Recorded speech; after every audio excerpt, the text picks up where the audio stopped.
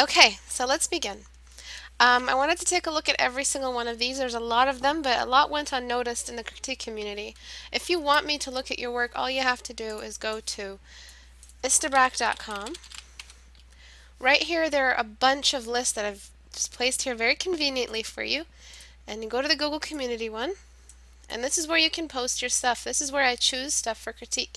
Everyone's always asking. I can look at traditional and I can look at digital, but as long as you post it here, as long as it's studies, and if you're posting sketches, please post them together just like this wonderful person did. Thank you so much for following the rules. Okay, so where's my pen? So this piece right here, I feel like you've only applied cast shadows to one area and you've forgotten them everywhere else. I don't want to touch the color palette because it seems like a stylistic choice. So what I'm going to do is I'm going to just run some shadows. Some extra little shadows here to connect the sharpness of this shadow. When this shadow was chosen to be this sharp, what happened is you gave the light source a characteristic. You gave the light source an identity. You gave it a direction and you gave it an intensity. You said this light source is coming from this side and is strong enough to cast this sharp a shadow. The nose, physics isn't selective. It's never selective. If it affects one object and casts that kind of characteristic in that shadow, it's going to affect everything the same way. So I made you guys write this back to me last class, but write it again. Physics is not selective. I feel like saying physics are not selective, but physics as a noun, I don't know. Down here, there should be a cast shadow. There shouldn't be a cast shadow only on one object, even if it's a high altitude object. Light source is a consistent thing, and physics is consistent. Physics are consistent. I know, the rules of physics are consistent. The rules of physics are not selective. So I'm going to throw this over here on a darkened layer. I'm going to throw all of these over here, try to match. And you'll see in a second that this form really just starts to come to life. Before, after. You're involving the upper part of the face, you're involving the lower part of the face as one large landscape. The human face is a geometric landscape. Write that back to me. What does that mean? Can anyone explain what a landscape is, as me referring to the face as a landscape? What is the significance of thinking about the face in that way?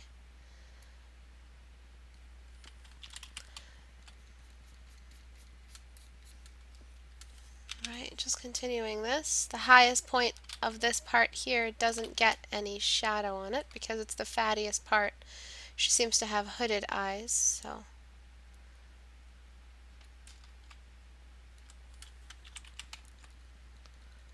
Okay. What I'm going to do after that is just blur these. Just blur them just a little because they aren't that sharp. They're not pixel for pixel sharp. And I'm just going to diffuse some of them. Bring this one sharper. The closer the object is to the object it's casting the shadow upon, the sharper the shadow will be. There's a couple more cast shadows. You had them here, and you see what I'm doing? I'm keeping the light source, the shadow, caused by the same light source as the same color, same color, same color, same color. This is really important you remember to do this. Okay.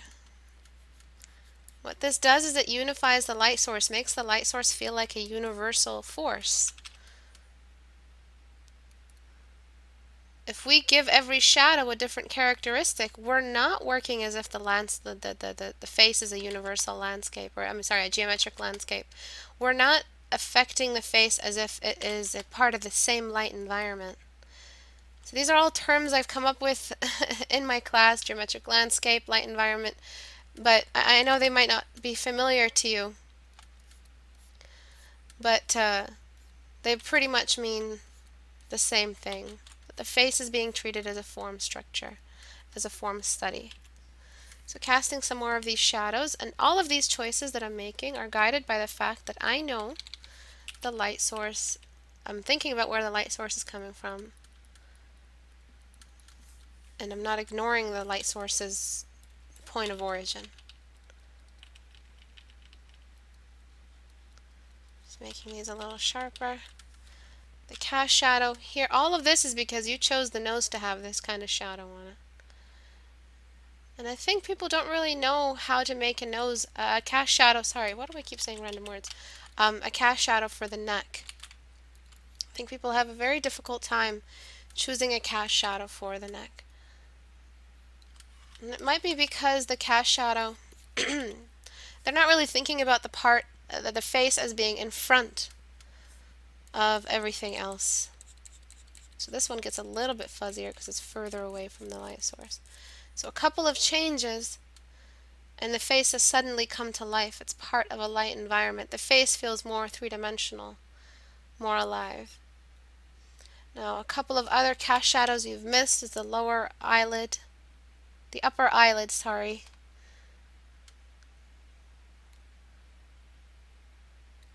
Okay, so the cast shadow of the upper eyelid. People just like to forget this one. I don't know why. It's probably one of the most important ones, and it needs to be on the eyes because it makes the eyes feel more, also geometric, more alive, more deserving of detail, and the eyes are the highest focus. But back to the neck. I'm just going to open Portrait Studio. A lot of people comment in the videos, what's that art program Istebrak's using? It's Portrait Studio. You can find it on my website, istebrak.com. It's a reference generator for portraiture that my team and I designed. Alright, so when we rotate the head from the side, you see this distance. Look at the massive distance between the neck and the chin. If you don't cast a long enough shadow, you're telling me that the chin, where is it? Chin protrusion all the way. The chin is really, really close to the jaw, so we have an overbite. And this is the kind of face that occurs when we do that. When we have an average, and then when we have the chin sticking out all the way with an underbite, but that's not really balanced, just the chin specifically. But the only way this shadow is always that short and that close to the neck is if there's a double chin, or the chin is too short, or there's just something causing this imbalance. We need to show that there's enough shadow happening here. No matter what the kind of light source we have, this shadow just has to be there unless the light's coming directly from below. If it's coming from the side, there's a shadow. Other side, there's going to be a shadow. Unless the light source goes below the face. So this is rotating around. This is completely under. The chin is obviously going to get illuminated. But please never forget how much of the shadow of the chin on the neck that you need. You need a lot of it. It's a massive distance. It's a massive distance between the chin and the neck. And we always seem to forget to include this shadow. So before, after. These are just some tiny changes I think you should consider. They are changes that reflect a student's understanding of the fundamentals. And because you didn't have them, you probably didn't have that vocabulary for the fundamentals in your head already. So I know it's, I always say don't do masterpieces. It's mostly me saying get out of the masterpiece mentality. I love it when you guys try. When you try, you find out, like I said, the only thing masterpiece will do, doing it early, is revealing to you how little you know at this point. So it's really useful for showing you what you need to work on, what's left, where all the anxiety is coming from. But other than that, stay away from over-rendered images that you're spending too much time on, or over-presenting. You would have made these mistakes on a 14-day challenge format anyways. So remove the hair, remove the shirt, and remove all the pressure of presentation. Go back into grayscale. The colors are a little bit off. They're not skin tone colors. They seem to be very artistic, unique kind of a color combination specific to whatever taste you were going for. They're not reflecting an actual or like the organic color palette of skin. So I recommend for a little while you draw amazing, you have an amazing control over the symmetry, but as a general diagnosis, go into some 14-day challenge studies. Study about the nose, how to make the nose feel like it's truly a cavity. Try to draw a lip that isn't always with lipstick on it, so you can figure out more natural organic color palette for the lips, and making them feel more natural. This edge is a little bit too dark. Go into some eye anatomy. The eyes and the eyebrows are pretty much what you're drawing the best right now. And imagine a 14-day challenge behind you. You will discover some great detail in your skill zone. You'll discover you're capable of more detail. Right. So closing. that. For this one, another issue with the shadows. No shadow here, so no very artistic, very deliberate contrast, very deliberate colors. I know you're not going for a realistic skin tone, but you're missing out on a lot. I feel like it's more of a Klimt inspired color palette and style. Let's take a look and see what he omits and what he chooses in his deliberate breaking of style. Gustav Klimt. Is that his name? Klimt? No, Klimt. No, Klimt. Okay. Let's see if he omits major shadows. He seems to have a very 2D cell shading style, but I do see, if I squint my eyes, I do see a really realistic kind of shadow down here. Maybe shadow right here. The light's coming from below. But the colors are definitely really similar to what you've chosen. He does stick to some representationalism, and he omits some real rules of representationalism and replaces it with whatever abstractions are inspiring him. So it's nice to have this combination. If you don't want a sharp shadow, because right now what's happening is I feel like the light is a little bit hazy, which is really adding to the effect. So what you can do is have a shadow down here. I think it'll really help the image. And the neckline itself seems extremely flat, even though the neck is cylindrical. It has no core shadows, but make those core shadows more fuzzy. Okay, so we're going to make it more fuzzy. So it's going to complement your style. It won't deplete or remove from the style. Okay, so I'm just looking at the navigator. The neck feels more three-dimensional now. Everything feels a lot less flattened. The point of the style, of that Klimt style, is that the anatomy is realistic and everything around it is abstracted. But if you go and abstract some really fundamental rules of physics that really are needed to keep the realism together, what happens is that the image starts to feel a little more flat. So it's a nice style you're going for. I really love the way you darken the whites of the eyes. I think that's really cool. You made it a little bit more green, and we're working with some complementary tones. But let's not miss out on some core shadows that are needed to reinforce some of the realism that's going to complement the abstraction. If everything is abstracted, then it's just going to turn into one of those style excuses. So there's that. I wanted to talk about the side view. It's a little bit of everything today. Okay, so I asked, what do you think landscape means? And I didn't look at the answers. It means that it has highs and low points and they cast shadows. Excellent. It means that there are altitudes, that you should stop thinking about a face as a symbol and start treating it as an actual landscape. Okay, so an eye from the side. The biggest issue that I see is the fact that we have the bulge down here. Do you see where this bulge is? The bulge isn't down here where it should be. So I'm going to tuck this back up. Everything goes down towards this as the extreme. When we're drawing an eye, we draw an eye with the lowest point symmetrically with the highest point. So the vertical and horizontal crosshair meet at the highest extremes of the circle. The lower bulge of the circle, the lower half, has a high point or the lowest point. This would read as the lowest point from the side as well. Okay. The upper eyelid has more space in it than the lower eyelid. It's going to need a little bit of an edge. But before, after. The eye is reading more as a half of the cylinder, really more realistically, because we're thinking about how the geometry looks from the side. This is a sharp edge. This is not blended. This is foreground, this is background. Part of the eye sticks out and hides the inner corner. Are we seeing the inner corner of the eye? No. So this part hides away. Actually, this whole part here is illuminated. I'm not even sure. It would need a reference, but throwing a highlight there. This sharp edge is needed. This is accredited to edge control. Right here, the lower eyelid also It needs a sharp edge. It's part of a folding, a compression, a stacking. One object is in front of the other object. This is how we warrant edge control. That is this sharp. How do we choose the areas? You know, there's blending and then there's when not to blend. How do we choose the areas where we're not blending? And this is how. By figuring out if when object A is in front of object B. Object A, object B, this object is in front of this object. This object has become the background. So this has to be mercilessly sharp when we have right angles anywhere on the face. So this whole area here needs a sharpness as well.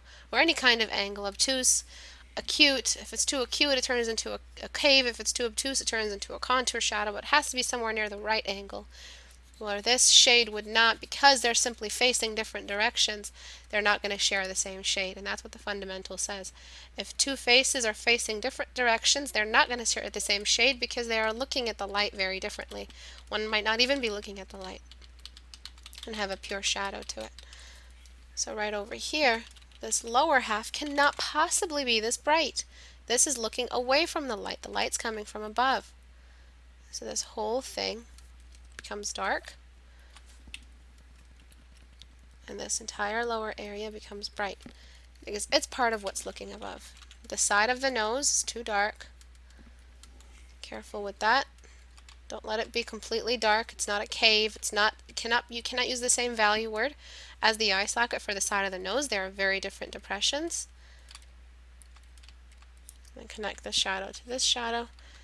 And you can see now, if we compare the before and after, the read that we get. Okay, before, after. We're thinking about this as a form instead of drawing symbolically. And I know I say this all the time, but really, people draw symbolically all the time. It's an epidemic. It leads to choices like this. You know what you're used to? You're used to drawing an eye like this. So you naturally just cut off this part and kept this little bulge. Because you're used to this in your mind, because when I say eye, you see this. When I say half eye, you probably see this. It's not. This is not what you should be seeing. This is not what you should be seeing. These are not diagrams. These are symbols. What you should be seeing is a sphere, eyelids for the front view eye, corners, the bits that are hidden under anatomy and eyelids and fat. And when I say half eye, you shouldn't see this. You should see this still. You should still see a sphere. Instead, now we're seeing the sphere from the side, where this is the outer corner, this is the inner corner, this is the lash line, this is that little bit I cut off right here. Okay, someone just completely died in the other room. This right here, this is where I made this choice by remembering the diagram of the geometry. This little bit that I cut off and made a complete edge, right here. You use the diagram to help you make better choices with your brush. You do not use the symbol. This is a result of the symbol. One moment, please.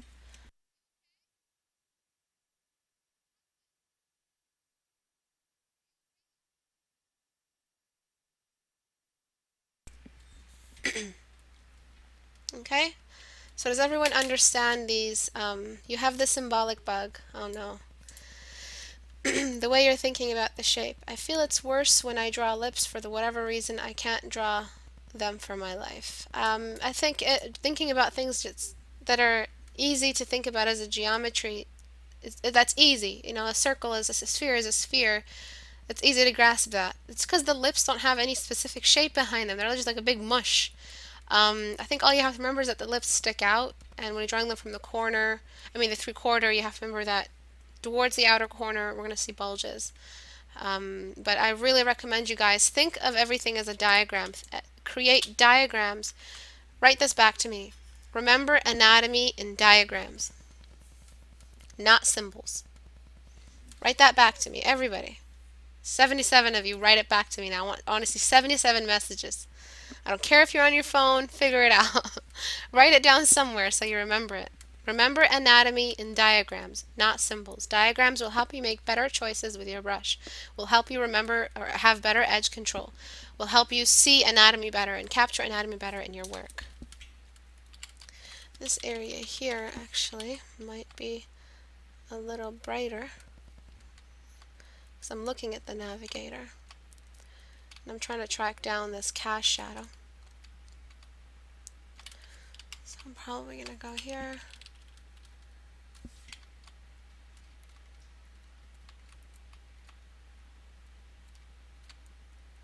For that extra little bit. Remember your body stuff accurate and diagram stuff, not symbolism like Illuminati. Like Illuminati and stuff.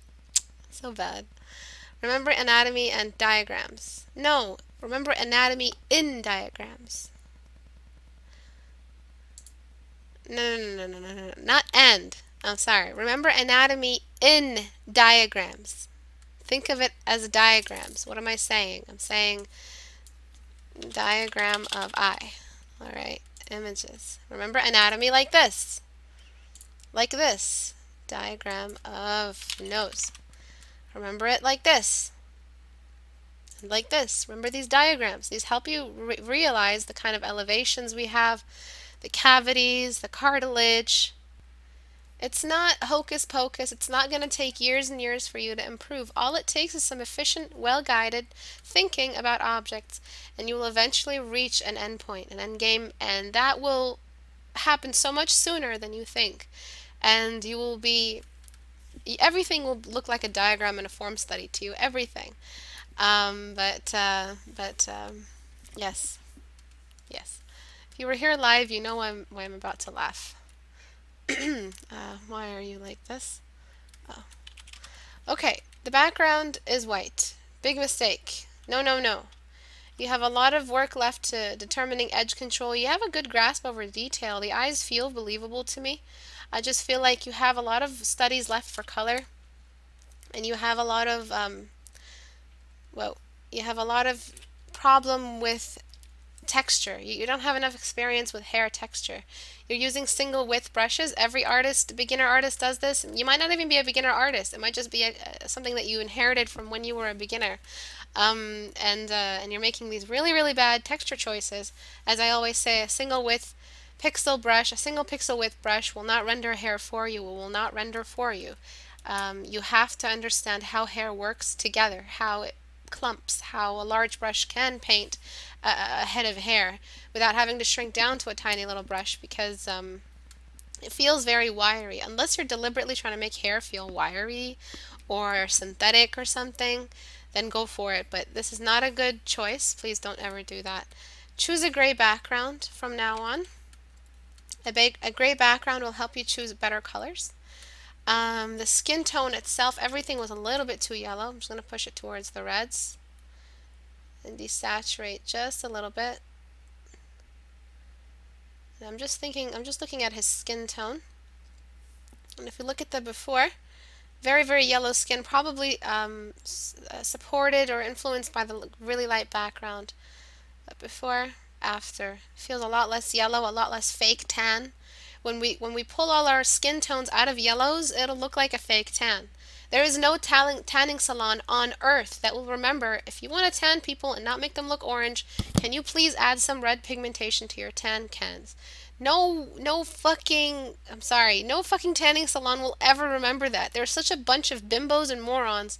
It's the reason why everyone looks orange, is because all their colors are yellow based or orange based. They think that's what makes you look tan. They're such idiots. It's the redness, it's the purples. If they just had some purples in there, it would look a lot more natural, especially like on a Caucasian face. Anyways, skin is not yellow. Skin is not orange. It has yellow effects, but it has blood under it. Skin is yellow if you remove the blood and the muscles and all that gore, and all you have is just a single layer of translucent skin. Yes, it will have a yellow pigmentation. It will look yellowish. We have yellows in here still, but it has reds as well. It has that whole system together. And these choices were probably influenced by the white background. and by a sort of a lacking understanding of a real relationship between color and the values that sit under them. Another thing that you could be missing is this little shadow right here. Every time I see it missing, I just mourn a little. Shouldn't miss. You shouldn't miss this shadow. It's really important.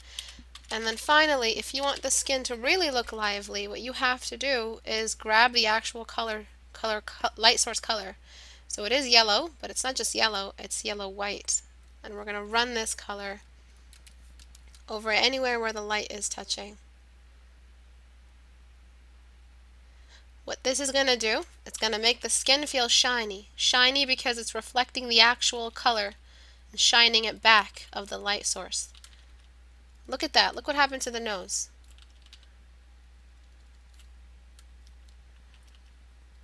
Okay. It's on a separate layer. I'll erase away what I don't want. And I'm just trying to make his skin feel more natural. Good skin tones come with all kinds of colors. Alright? Write that back to me. A well-painted skin tone and a face, really good skin tones come with all kinds of colors. A white, I chose a white yellow right up here. And it's made the skin feel like it's dewy and alive.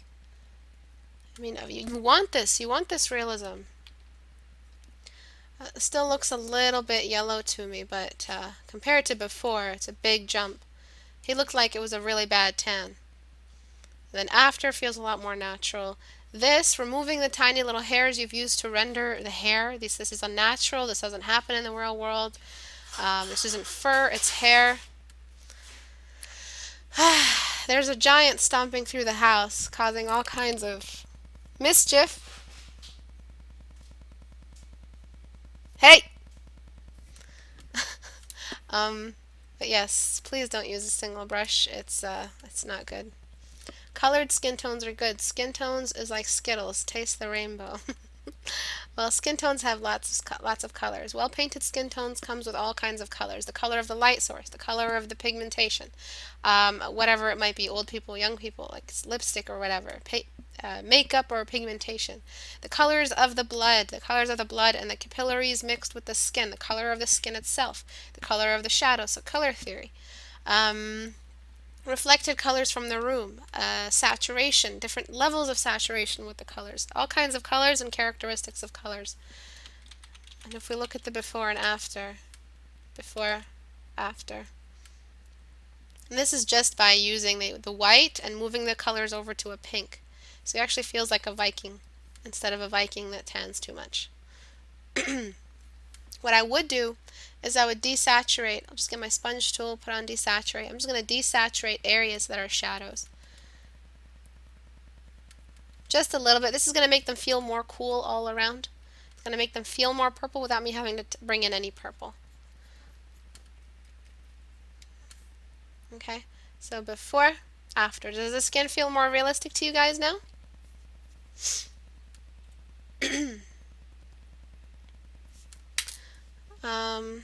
What's Carlos doing? What happened? Okay, so remove. Has he been removed? And block user. All right. But I really want you to notice the difference. Please use this in your work. Remember that different skin tones come with different kinds of colors and palettes. And a darker, more olive Mediterranean kind of skin tone comes with all kinds of browns and yellows and deep oranges. But that's because it's dark. The darker it is, the more saturation we need to really bring that yellow and beige out. So see it as more beige, more orange beige. Lighter Caucasian skin tone, really pink kind of red beige, and with all the other stuff attached to it, like the purples and the reds and the yellow of the light source, the yellow white. And then the darker African skin type, very cool, very purple, very dark value. Also using the other colors like deep reds, purple reds, and then the yellow of the light source. So those, the physics and the color of the blood and the color of the light source are consistent throughout any race, skin type. But every single race skin type comes with a different kind of pigmentation, a specific kind of color that's in the DNA, the actual color of the skin. And your studies have to help you discover those. Okay, we'll get to this one in a second. This one was sent to me, I don't remember where, I didn't even know it. But I just wanted to show you that you're drawing the nose a little big, and this is throwing off the beauty, and you don't know what it is. It might look okay to you, it might look cute to you, but the biggest issue is that when we do this, we're going for a cute look, and you can still use this exact style, this exact nose type, without having to push the gender or confuse the gender. You know, I really can't wait till those gender crazed kids of today come to my channel and just start bashing at me. I can't wait for that. You know, like all kinds of people already have bashed my work and have said, "Oh yeah, you stupid bitch, blah blah blah. Who do you think you are telling me I can't do this?" But I seriously cannot wait for Tumblr. I think they've been avoiding me because most of them are pretty much like 15-year-olds, 12-year-olds. I think they've been avoiding my channel, avoiding actually telling me to fuck off with my gender roles and my gender tropes, but I'll show you. The nose is still really, really similar to the one you had before. It's just a little smaller now. And now that we fixed that, we realize the lip is a little bit further. So when you fix one issue, another becomes very, very obvious. And I'm just going to move that a little closer. The face is going to look really cute. It's going to be the same face. Trust me, it's the same face. It's just not going to be as masculine. And I'll show you how it looked before. If this is your style, go for it. I don't recommend this kind of nose at all. But again, if it's your choice, if it's your style. But do you see how big it was before? Very large. I mean, if you were going to paint an ogre or an old man or something, one of those tropes, you're going to use a nose this big. But if you're painting a dainty little girl holding a rose, you don't want to make her that big. You don't want to make her nose that big. Trust me.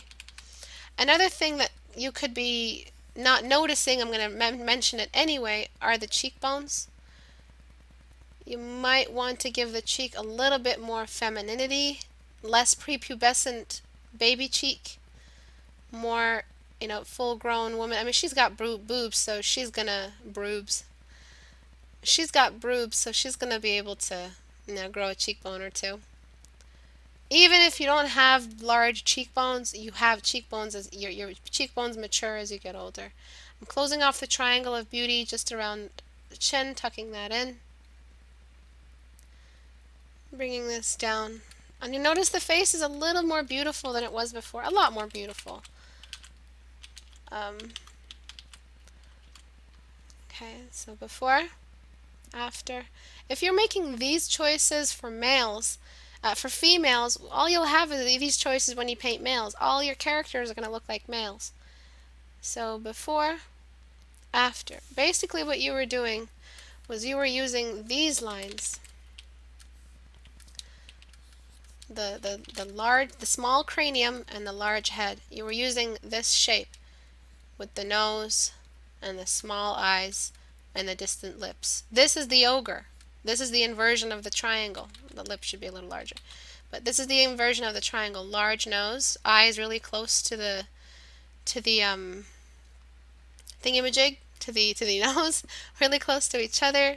A narrow tip with all the features collecting and kind of populating the top part of the pyramid, and then the lower part we've got lots of space between the lip and the nose. We've got a big cheek. We have no cheekbones. And when we want to draw the handsome face, large upper part, smaller lower part. You want to draw a handsome male, use a square.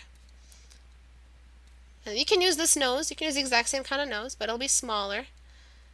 And then you have this face, which is a little bit more handsome. But you want to make it more handsome, you have to bring in more of the female in it. So cheekbones, larger eye, smaller nose, and suave face. So this is more handsome. This is typically a more handsome cartoon drawing than the guy I drew earlier, which had that Samuel Tarly face. Okay? So Gaston and Gaston's lackey. These are used everywhere. And I'm always going to give this speech. I'm always going to say this. Please remember the tropes that you're working with. If you don't, you'll always draw that something that's a little half off. Something's not going to feel right. And this applies to all kinds of character design artists. You have to learn them. You have to learn them thoroughly to call upon them and use them in your work. Oh my Lord, holy guidelines. Holy guidelines. Oh shit. I know I can press Control H, but I just have like a hate for these. Turn them off. Because if I Control H, I'll be seeing them if I'm using the transform tool. So I'd rather just delete them. Okay. So someone's drawing a cute little Link, and this Link, for some reason, looks like an old man. To me, as the viewer, me personally, I'm reading it as an old man.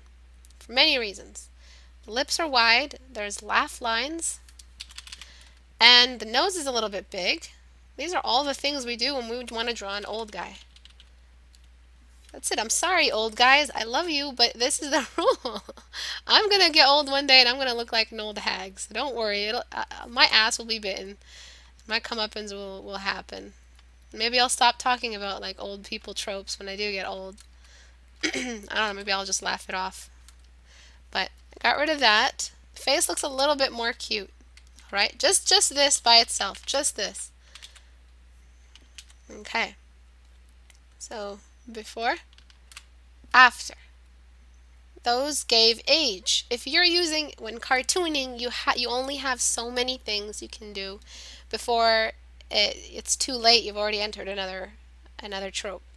When you're drawing anything cute in cartooning or any kind of derivative humanoid sub version of the realistic world, whenever you're drawing any kind of diluted version of realism with use of lines or without lines, it doesn't matter. You have to follow these rules. One of these days you're going to have to give in and you're just going to have to let it happen. Okay? You have to let your work follow it. If you're trying to draw someone cute and you throw in these massive laugh lines, there will be issues. There will be issues in the read. It will look a little bit over detailed. It'll look a little bit uncanny. That's a big word you want to avoid whenever you can. There's more laugh lines down here. We really don't need them. They're part of the core shadow of the greater shape, so good job on spotting that. But I'm going to get rid of any extra lines. He's starting to look much cuter. These right here are reading as dark circles. Even more age you're accidentally including. Going to get rid of those. It's okay if the side of the nose has become difficult to read. It's a baby face, so we're not supposed to be able to read that much strength in the nose bridge. I mean, have you ever seen a baby with a Liam Neeson nose? No. You're drawing a baby with a Liam Neeson nose. Alright? It's not gonna, I mean, I feel like photoshopping a baby with a Liam Neeson nose right now. You know what? Let's fucking do it. Alright, let's do this. Liam Neeson images. Come on, Liam. Alright, and baby. Oh God, hurl. Anyway, right here, this baby's perfect. Okay, so come on in, baby. Flip horizontal, grab Liam, bring him in here. Look at his laugh lines. Look at his massive nose. Look at the laugh lines under his jowls. You don't use those. You guys want me to scar you for life? You're asking for this. You guys are asking for this. Alright. So I'm going to grab the whole nose area right here. Okay. No. Oops. I'm going to try to match it. To match the baby's face. Okay.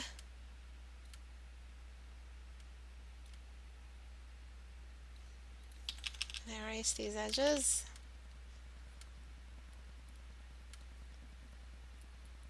And I'm going to give this baby some laugh lines. No, it needs to go darker. Okay.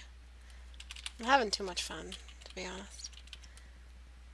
Okay, and then the point of this nose is that it sticks out very far, so this connects to this. And we have the highlight move all the way down. His nose was so big, it I mean, he's a handsome man, don't get me wrong, but his nose was so big that his nostrils were no longer visible. They leaned down. All right, just casting that long ass shadow. All right, so it's starting to look like, it's starting to look very natural. Let's throw in some laugh lines.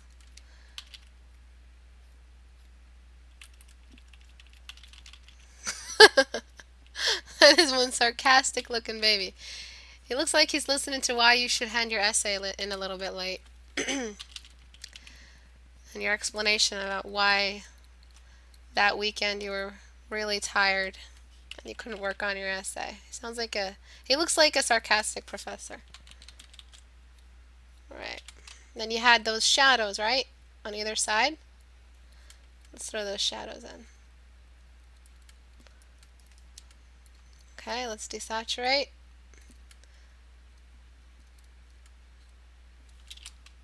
This is why you don't use these signatures. They just don't match. I mean, I could have chosen a different face, a different nose, and I could have made this a lot bigger. This nose in your drawing was a lot bigger. A lot bigger. Don't put a Liam Neeson nose on a baby's face, alright? Let me see if I can darken it. Only where it's needed, though. No.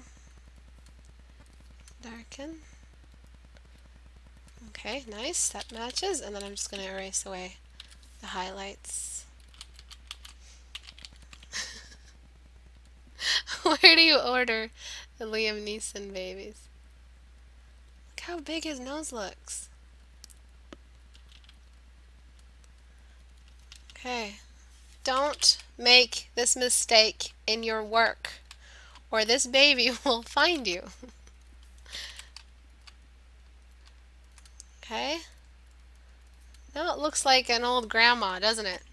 Grandmas tend to look like this. Don't do this. Alright, especially because you've detailed every single tooth. Also don't do that. But there's only so much I can change in an hour. Before, after. Drawing cute things isn't as crazy a science as you might think it is. It's not that crazy a science. His teeth feel like they have a little bit of an altitude, so I'm going to darken them. Teeth should be naturally just a little bit darker because they're inside a cavity. So I'm just going to darken them. And you might want to get rid of every single individual space between the teeth. Just connect those spaces. And if you don't trust me by now, trust my opinion by now, I don't know what to tell you. Just connect the distances. You're making the teeth, if the distance is visible from this point, these teeth have gaps between them. And remember back to the class on the villains, when you have gaps in between the teeth, it's like a hint back toward the skeleton that we have in the villain design and the villain trope. The face looks a lot more cute when we get rid of all of these age signatures, when we get rid of the skeleton. Alright, a lot more cute. Very, very cute. And after. So you can keep the style as you had it. You can keep the eyes exactly as you had them. You can keep the nose the exact same size. Just with these changes, the face has turned much cuter. Alright?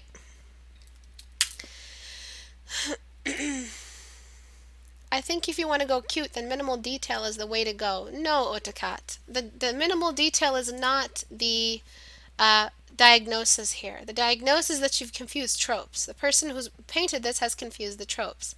They have inserted a skeletal overlaid skeletal signatures on top of a baby face, on top of baby proportions. They have overlaid skeletal signatures on top of a baby face. Write that back to me. It has nothing to do with detail. Detail is a secondary, the issue that came after. the fact that the skeleton comes with separations in between the teeth. I didn't take away the little detail in the eyes. It has nothing to do with the detail. I did get rid of the space in between the teeth, but that wasn't a detail issue. It was detail, but it was detail that read as something else. A space in between the teeth, the death, all of that skeleton stuff, and the villain. If this was evil, like evil Link, this is definitely what you want to do. But evil Link was just like a shadow, so. Alright? Do not overlay tropes together consciously. If you're doing it unconsciously, be aware that this is what's happening once you learn that you're doing it, and stop doing it. Listen to the people critiquing you. Listen to critiques. It has nothing to do with me. Trust me, I get paid lots of money for people to listen to critiques. I don't need a pride boost. I'm telling you this for others. The fact that you can benefit from other people's critique. They benefit you.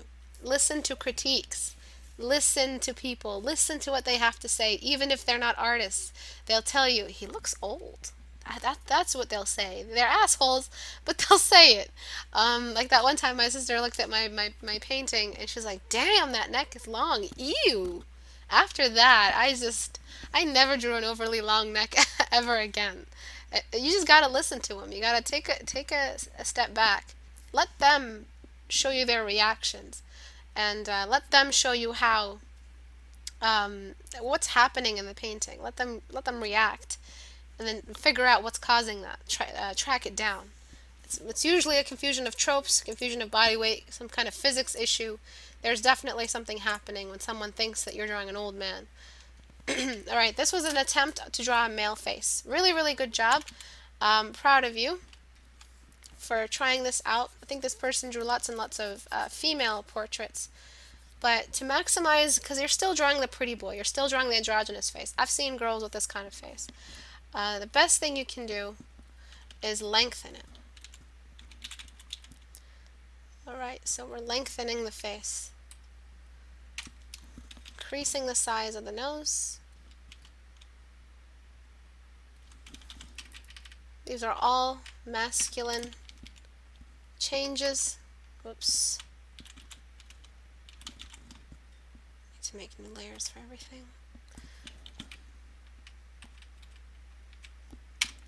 Alright, you'll still draw the pretty face. I promise you. I promise you. It just won't be so effeminate. Okay. So adding some more length to the face. I'm going to add more length down here. Remember that the cuteness happens with the closeness of the lips to the nose. So to make this look more masculine, we just have to undo that. We have to undo that cuteness, that tuck of the triangle at the very base of the face. Okay.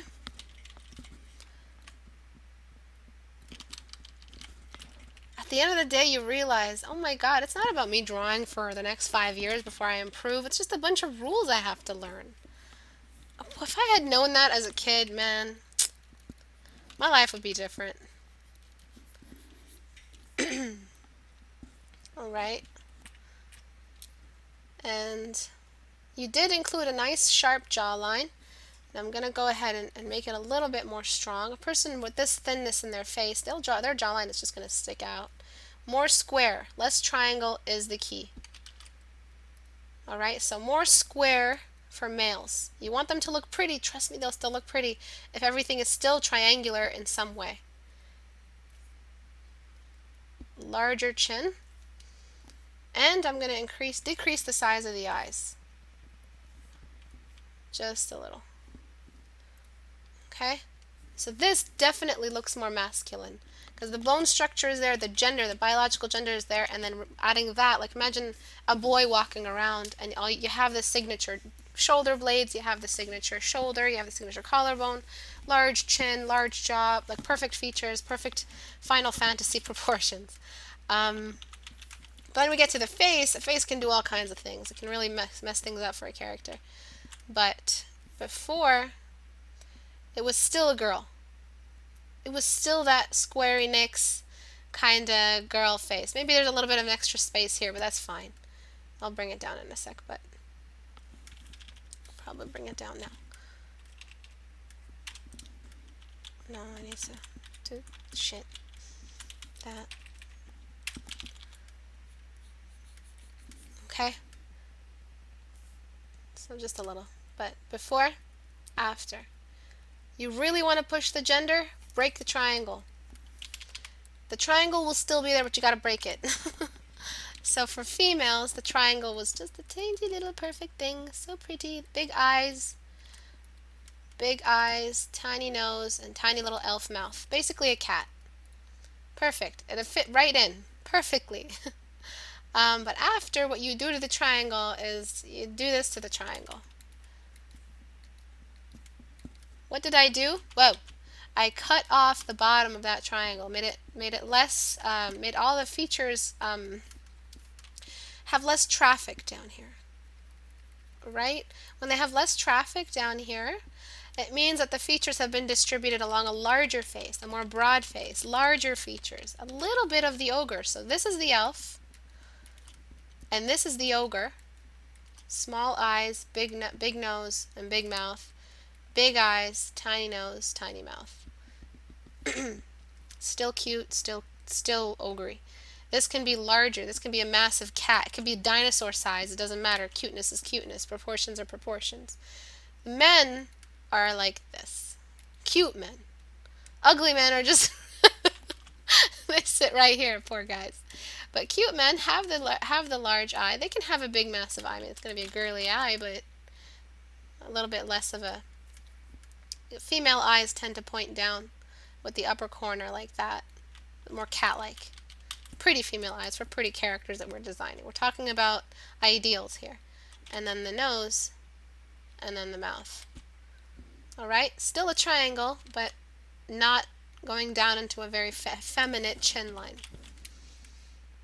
Okay? Before, after. You made it a manly trapezoid. Exactly. It's the breaking hearts.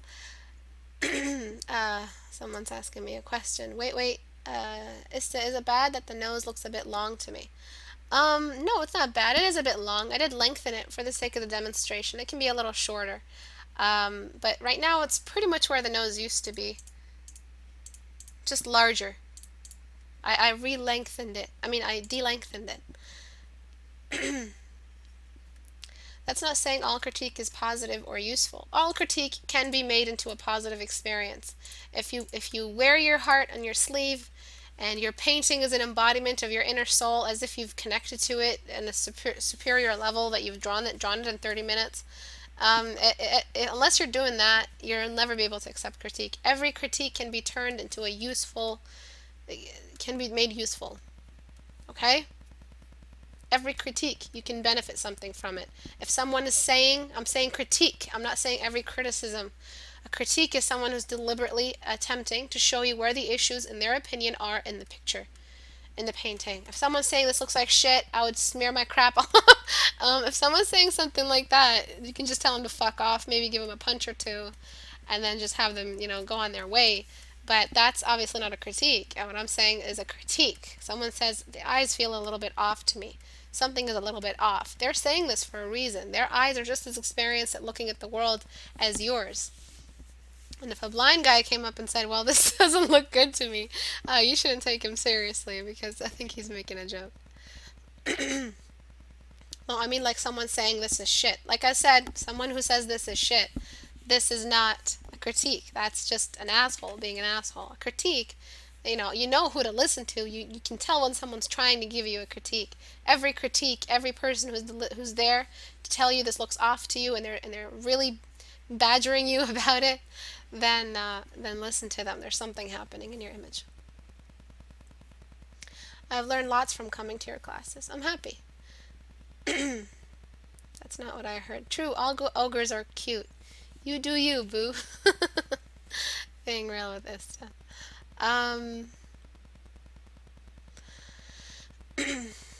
Oh, critique, not a criticism. Yeah, like not someone just being like bashing your work for no reason. Hi, Dawing Man 601. Did you forget the R when you chose your name, Dawing Man?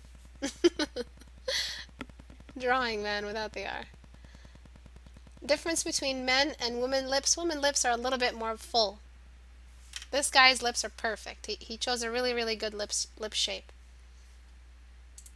Yes, exactly, Adam. Thank you. Adam Campbell says everyone should get a fresh perspective from others. And I think that's the point here, that you're having someone else's eyes iterate what's happening in the image in their perspective. When you think about all of the eyes and what they're seeing, you'll draw pictures that appeal to everyone's eyes. So you'll suddenly notice all your images look better, and you'll get a better reaction from people because you have listened to them and what they like to see. And the tropes are a reflection of what people are used to, the great epic, all of that wonderful stuff that helps guide us into creating readable, instant read uh, characters. Sorry, I'm blanking out. Ista, can you fix the jaw? I did fix the jaw. I think it's the neck that isn't symmetrical. It's just the neck. You've done a little thingy with the neck. You just need to make it a little more symmetrical. When the neck moves, it doesn't really move in that way. It's a little less. And you had the shadow coming in from one side. This is wrong. One side, where's the shadow on the one side for everywhere else? There needs to be a shadow everywhere. The shadow here now makes a little more sense. But of course, as I said earlier, please don't forget the shadow is everywhere. The neck also should be a little bit more square. Should be less triangular. Whoa! Rogue liquefy. Just like this. Male necks don't do this. Alright? Male necks start from the jaw. They're just born with muscles. Lucky bastards. I was always jealous of my brothers. They gain muscles so fast, and I just work out like I work my ass off before I get a muscle pop out. But yeah. Are you ever going to do a tutorial about drawing or rendering body parts or clothes? It seems like if I draw a person, only the head fits and the rest doesn't. I've talked a lot about that already with critiquing different people's work. I think the best thing to do for now is to just pick up a good reference and see what you can do with the reference. Stop quoting me. See what you can do with the reference, and just try to pick up the core shadows that are happening on the collar, the buttons, what the buttons are doing. Buttons cast shadows, everything casts shadows. For different body parts, you have to pick up a reference. It's just too much information. It's information overload for your brain. You really need lots of studies behind you before you can really execute without reference a full body with clothing on it. So just pick up a reference to start you off. You have to start somewhere. You might as well start now if you're going to try for the masterpieces. Remember, those masterpieces are a momentary frame in your art journey. They are not the masterpiece. They're not the end-all and be-all of your art experience or a showcase of who you are and your current skill level. I mean, or your final skill level. They are a representation of your current skill level. Use them, use masterpieces, do them, but use them only to discover what you're lacking, where your weaknesses are. Remember, they are not masterpieces. Instead of wasting time even trying the masterpiece, grayscale it. Practice some light. Get rid of the hair. Focus your attention. This person here can draw this well. I know, maybe because they've been grayscaling for so long. Their values are great. They're ready for color because they're not afraid to study and remove the shining lights of the presentation. This person is a 14-day challenge graduate, and holy moly, the changes are wonderful. Just wonderful changes. Just wonderful work. Just give me a second. Just so pretty. I did a critique for them about radial shading and the shine on the face, and they've definitely used it. I think it was this person. Beautiful high points are illuminated, the square of the head, the sides of the cube, the temples and out. The third and fourth quarters on the outside of the face are going back into the background. Sharp up here, squishy down here because there's more fat down here. It really feels like she has fat in her cheeks and bone in her bone structure. The eyes, the only issue left is the eyes are a little bit symbolic still. They're still symbolic. they are an actual shape, I feel like what you can do is just tuck these in, just like this.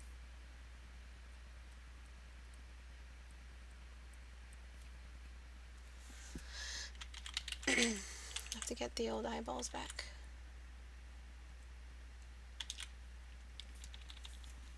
This just means that the liquefy ruined the circle shape. I mean that's not doing a lot, but at least it's removing that symbolic eye. You see how it follows you no matter where you go? Oh, it's in grayscale. You're doing this. The issue with symbols, they'll follow you wherever you go because they're in your brain. You're not gonna just forget what your mind has been teaching you for years and years. What Cartoon Network has been teaching you for years and years. Cartoon Network is like the epitome of minimized proportions and excessive use of symbols. But of course, it's cartooning. It's line dependent, and that's excusable. But it'll follow us to the ends of the earth if we don't get rid of it. Amazing work, amazing work. You draw faces like a whole different human being, like a whole different artist. You have this face behind you now, and you can use it and call on it whenever you want to.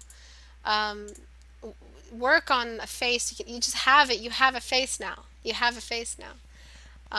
Amazing work. Congratulations. This study kind of bothered me just a little bit. First of all, please get away from this overly textured brush. You don't need it. Second, what's happening here in this painting? There's no shadow on this side of the nose, but you included one. Get rid of it.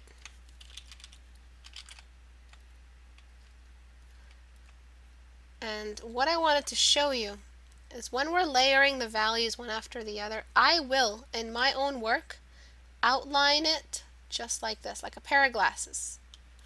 I will outline it myself. I don't care. I know the outline is there in the actual painting. And I'm going to get the universal shade color, the universal shade of that area first. So I'm going to use lighten. And I'm just going to get this shade everywhere. I want it to be this shade. It'll act more like an actual shadow. Remember what I said earlier. Shadows are a reflection of the characteristics of the light source. So if I keep it consistent, same value, a little bit lighter, a little bit lighter, a little bit lighter. This is the reflection coming up. A little bit darker here. This is the deepest part of the socket. A little bit lighter. These I can do later.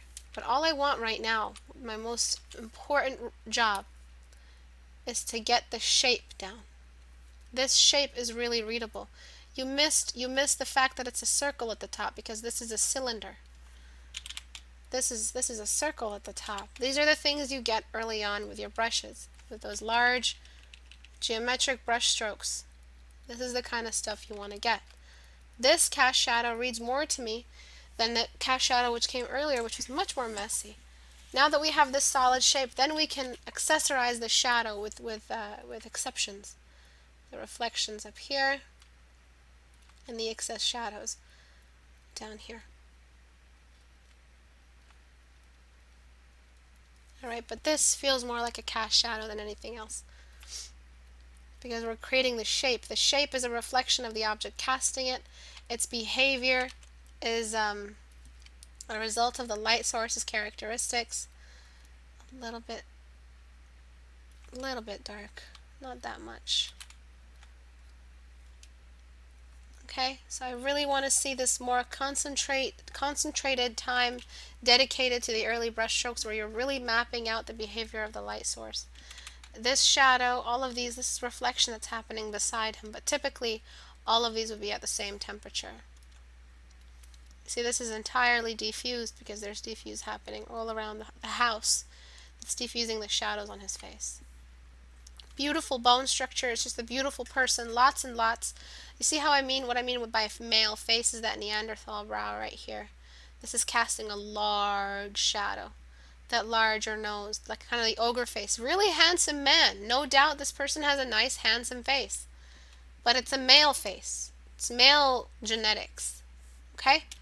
Please remember that shadows have to stay consistent throughout the whole painting. Map them out. It's a tiny little tip. Thanks everyone for coming. Have a great day, guys. Bye bye.